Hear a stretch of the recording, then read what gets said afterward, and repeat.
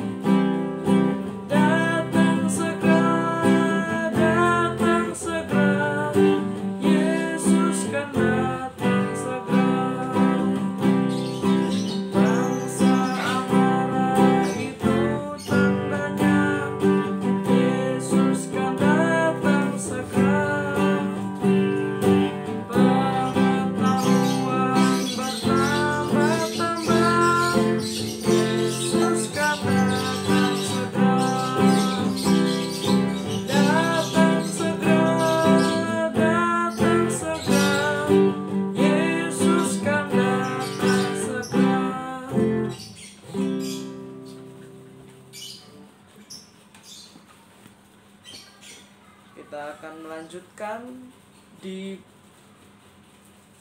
Kitab Ulangan pasalnya yang ke-20 dan 21. Perikopnya pasal ke-20 ialah hukum perang. Ayatnya yang pertama.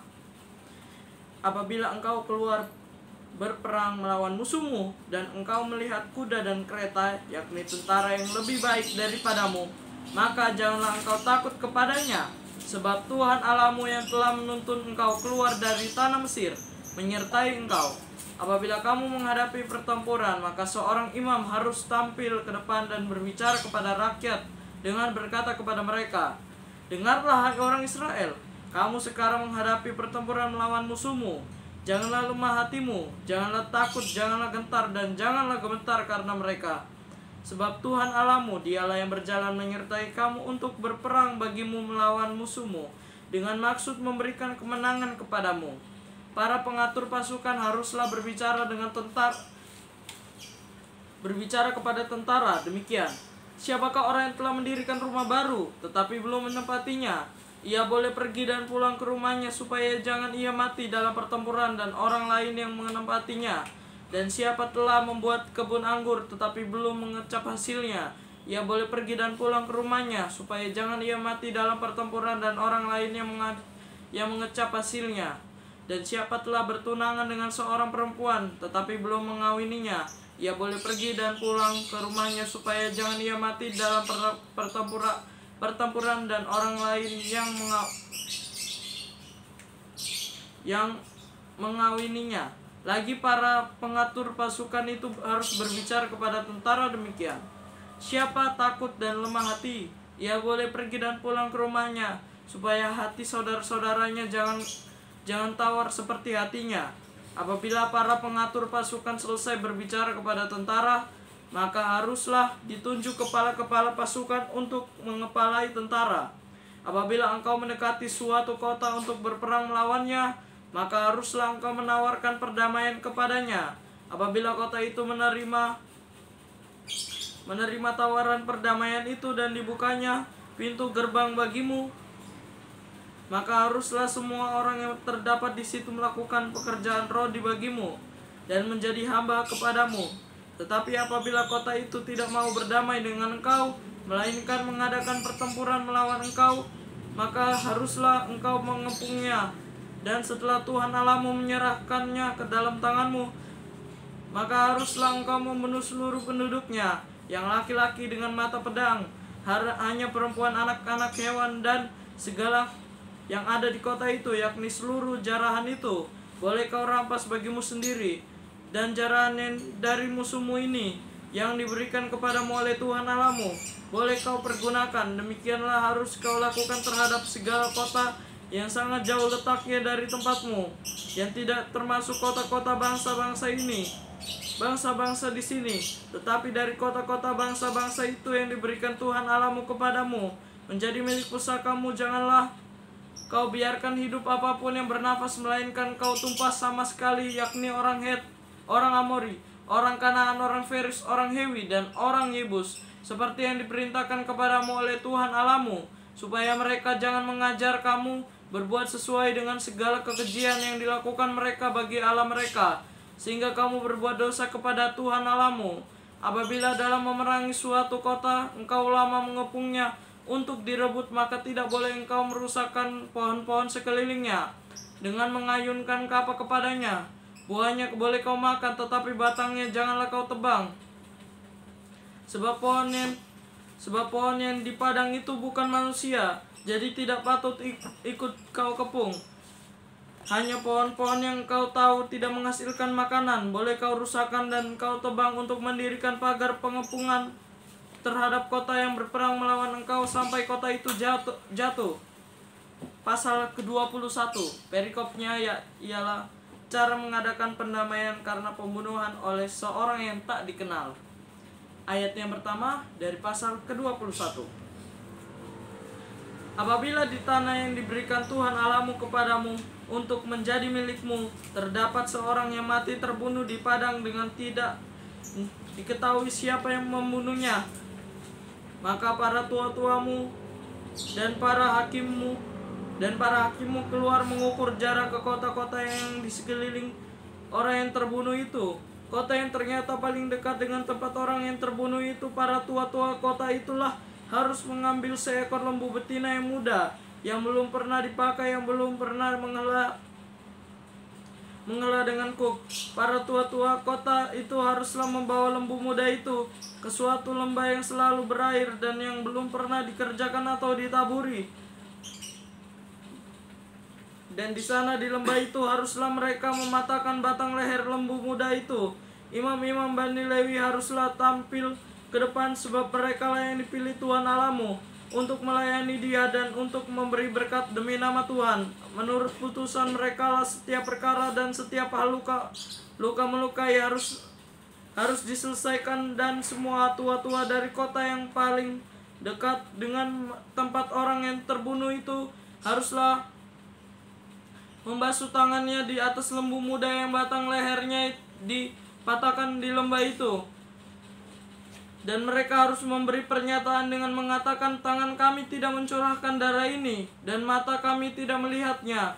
Adakanlah perdamaian bagi umatmu Israel yang telah kau tebus itu, Tuhan, dan janganlah timpakan darah orang yang tidak bersalah ke tengah-tengah umatmu Israel. Maka karena darah itu telah diadakan pendamaian bagi mereka, demikianlah engkau harus menghapuskan darah orang yang tidak bersalah itu dari tengah-tengahmu. Sebab dengan demikian engkau melakukan apa yang benar di mata Tuhan. Perikop yang kedua dari pasal ke-21. Tawanan perempuan yang diambil menjadi istri. Ayat yang ke-10.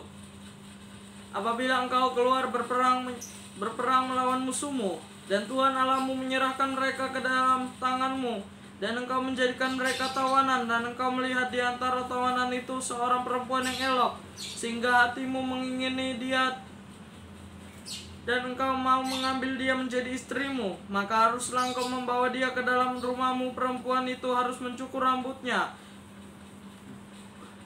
memotong kukunya, menanggalkan pakaian yang dipakainya pada waktu ditawan, dan tinggal di rumahmu untuk menangisi ibu bapanya sebulan lamanya. Sesudah demikian, bolehlah engkau menghampiri dia dan menjadi suaminya, sehingga ia menjadi istrimu. Apabila engkau tidak suka lagi kepadanya, maka haruslah engkau membiarkan dia pergi sesuka hatinya. Tidak boleh sekali-kali engkau menjual dia dengan bayaran uang. Tidak boleh engkau memperlakukan dia sebagai budak, sebab engkau telah memaksa dia. Perikop yang ketiga dari pasal 21 ayat yang ke-15. Apabila seorang mempunyai dua orang istri, yang seorang dicintai dan yang lain tidak dicintainya, dan mereka melahirkan anak-anak lelaki baginya, baik istri yang dicintai maupun istri yang tidak dicintai, dan anak sulung adalah dari istri yang tidak dicintai, maka pada waktu ia membagi warisan harta kepunyaannya kepada anak-anaknya itu, tidaklah boleh ia membiarkan bagian anak sulung kepada anak dari istri yang dicintai merugikan anak dari istri yang tidak dicintai yang adalah anak sulung. Tetapi ia harus mengakui anak yang sulung anak dari istri yang tidak dicintai itu dengan memberikan kepadanya 2 bagian dari segala kepunyaannya, sebab dialah kegagahannya. Yang pertama-tama dialah yang punya hak kesulungan. Perikop yang keempat dari pasal yang ke-21. Anak yang durhaka, ayat yang ke-18. Apabila seseorang mempunyai anak laki-laki yang degil dan membangkang, yang tidak mau mendengarkan perkataan ayahnya dan ibunya, dan walaupun mereka mengajar dia, tidak juga ia mendengarkan mereka, maka haruslah ayahnya dan ibunya memegang dia dan membawa dia keluar kepada para tua-tua kotanya di pintu gerbang tempat kediamannya, dan harus berkata kepada para tua-tua kota, anak kami ini degil dan membangkang, ia tidak mau mendengarkan perkataan kami, ia seorang pelahap dan peminum, maka haruslah semua orang sekotanya melempari anak itu dengan batu sehingga ia mati. Demikianlah harus kau hapuskan yang jahat itu dari tengah-tengahmu, dan seluruh orang Israel akan mendengar dan menjadi takut. Perikop yang kelima dari pasal yang ke-21. Penguburan orang yang dihukum mati, ayatnya yang ke-22. Apabila seseorang berbuat dosa yang sepadan dengan hukuman mati, lalu ia dihukum mati, kemudian kau gantung dia pada sebuah tiang, maka janganlah mayatnya dibiarkan semalam-malaman pada tiang itu, tetapi haruslah engkau menguburkan dia pada hari itu juga. Sebab seorang yang digantung terkutuk oleh Allah. Janganlah engkau menajiskan tanah yang diberikan Tuhan Allahmu kepadamu menjadi milik pusakamu.